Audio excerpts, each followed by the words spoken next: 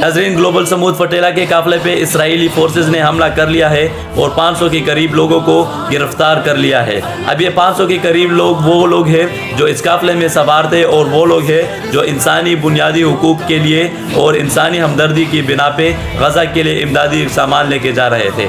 अब ये काफिला जैसे जैसे गज़ा के करीब पहुँचता रहा वैसे वैसे इसराइली फोर्सेस ने इनका मुहासरा किया और फिर बलाखिर इन लोगों को गिरफ्तार कर लिया है। अब आपको बताओ कि सेनेटर मुश्ताक अहमद भी इस काफिले में मौजूद है, उन्हें भी गिरफ्तार कर लिया है, जो कि पाकिस्तानी है।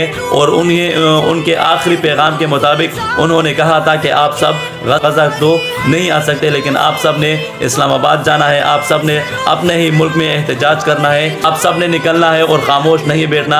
आपके पाकिस्तानी भाई को भी गिरफ्तार कर लिया है और अब ये जुल्म जो है पाकिस्तान तक फैल चुका है। इसराइल अपना हमला पाकिस्तान तक फैला चुका है। अब इसके बारे में आप सब ने एहतजाज करना है, किसी सियासी कॉल के इंतज़ार में नहीं रहना, किसी भी सियासी पार्टी की तरफ नहीं देखना, बल्कि आप सब ने पाकिस्तानी होने के नाते, मुसलमान होने के नाते आप सब ने निकलना है और मुनज़्ज़म तरीके से, पुरअमन तरीके से एहतजाज करनी है।